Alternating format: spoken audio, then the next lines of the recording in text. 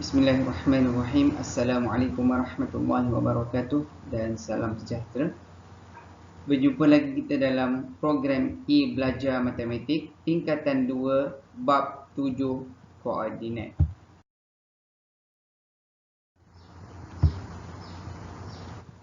Saya guru anda pada hari ini, Cikgu Wan Khairul Izwan bin Wan Ibrahim dari SMK Nanning.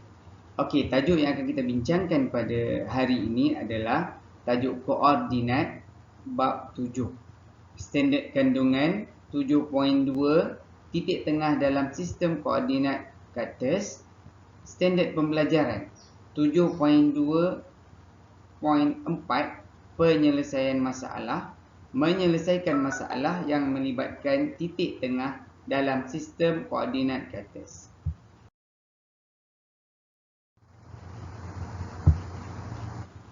Okey, 7.2.4.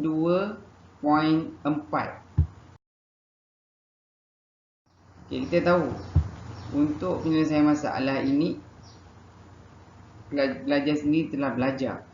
Kita telah tahu apa itu titik tengah. Saya ulang balik, saya rekod balik, iaitu titik tengah bagi suatu garis yang condong dapat ditentukan dengan mengenal pasti jarak mengufuk dan jarak mencancang yang masing-masing dibahagikan kepada 2. Okey, kalau murid tengok di skrin, okey, ada rumus umum bagi titik tengah, iaitu titik tengah sama dengan kurungan X1 tambah X2 bahagi 2, Y1 tambah Y2 bahagi 2 tutup kurungan. Okey. Ini adalah rumus umum bagi titik tengah. Okey. Macam mana kita nak cari titik tengah?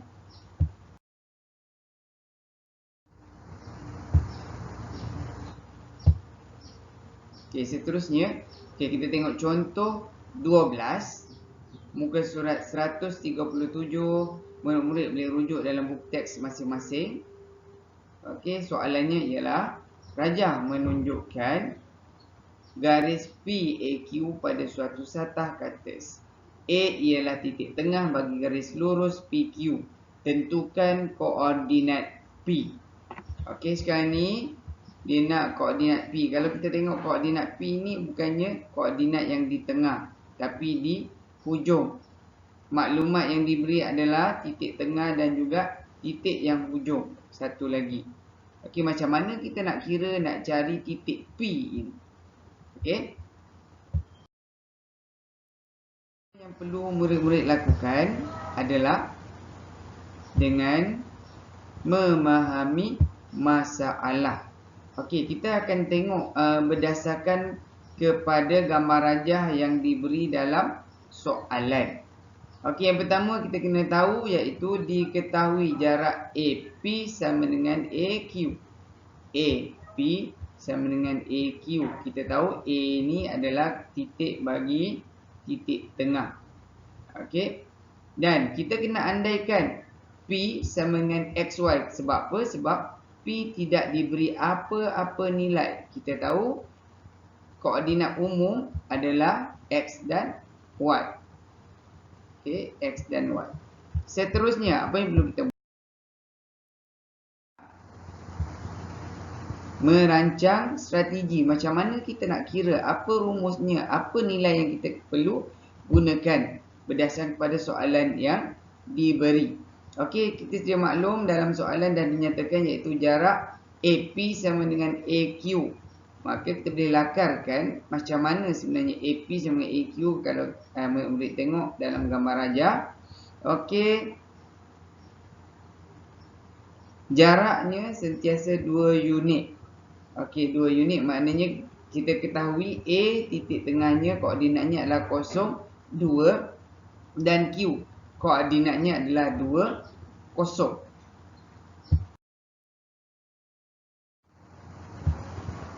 Melaksanakan strategi.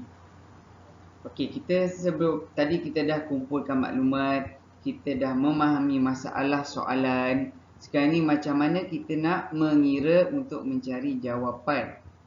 Okey, hitung kedudukan mengufuk dan mencancang bermula dengan titik A yang masing-masing 2 unit.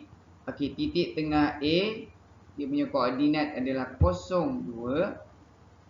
berdasarkan pada gambar rajah yang diberi. Dan dia punya rumus titik tengah juga saya telah nyatakan, iaitu X1 tambah X2 bahagi 2, Y1 tambah Y2 bahagi 2. Okey, pengiraannya adalah, kita tengok dalam soalan, P tidak diberi dan kita andaikan koordinat P adalah X, Y. Sekarang ni kita nak cari X dan Y bagi titik P. Dan kita andaikan X bagi titik P adalah X1, Y bagi titik P adalah Y1, Q bagi titik X adalah X2 dan Y adalah Y2 dan dibahagi dengan 2. Okey, kita kira ataupun selesaikan macam persamaan linear yang telah belajar sebelum ni, iaitu X tambah 2 sama dengan kosong, X sama dengan negatif 2, Y sama dengan 4. Okey. Apa yang boleh kita buat adalah, maka koordinat P ialah negatif 2, 4. Okey, murid boleh tengok dalam gambar rajah koordinat kedudukan titik P dan koordinatnya.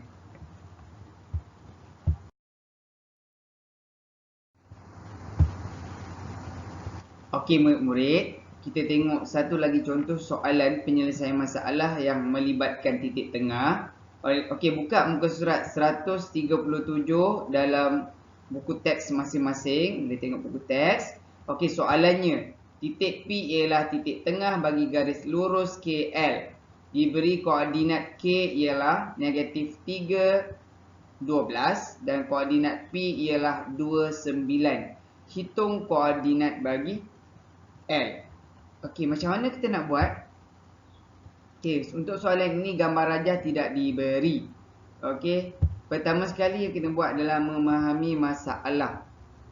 Okey, apa yang ada dalam soalan ini dan kita perlu tahu adalah, yang pertama, mengetahui koordinat K iaitu negatif 3, 12 dan koordinat P 2, 9. Dan kita tahu titik P ialah titik tengah bagi garis lurus KL. Okey, kita andaikan koordinat L adalah X, Y.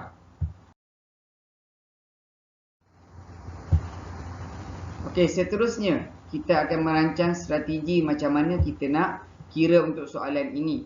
Dan murid boleh lakarkan satu garis lurus yang mana kita letakkan P sebagai titik tengah. Okey, P sebagai titik tengah, titik K dan titik L adalah di bahagian hujung. Apa yang kita nak cari adalah titik L. Okey.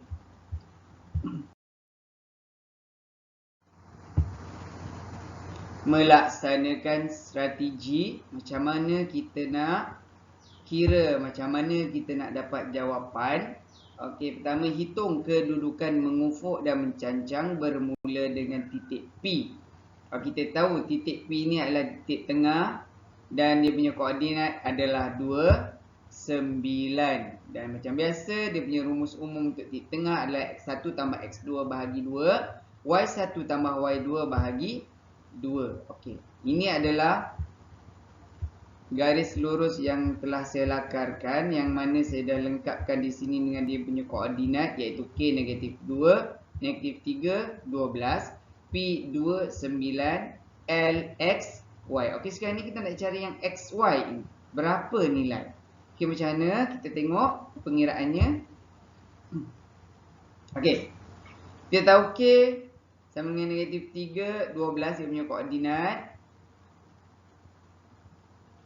Kita gunakan rumus titik tengah, iaitu P sama dengan, kenapa P sama dengan? P itu adalah titik tengah. Negatif 3 tambah X2 bahagi 2, 12 tambah Y2 bahagi 2.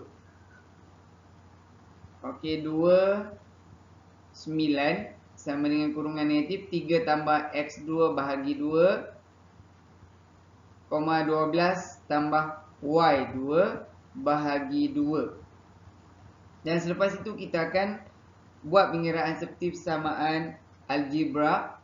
yang mana pelajar dah tahu macam mana nak kiranya, ya, iaitu negatif 3 tambah X2 sama dengan 4, X2 sama dengan 7, 12 tambah Y2 sama dengan 18, Y2 sama dengan 6.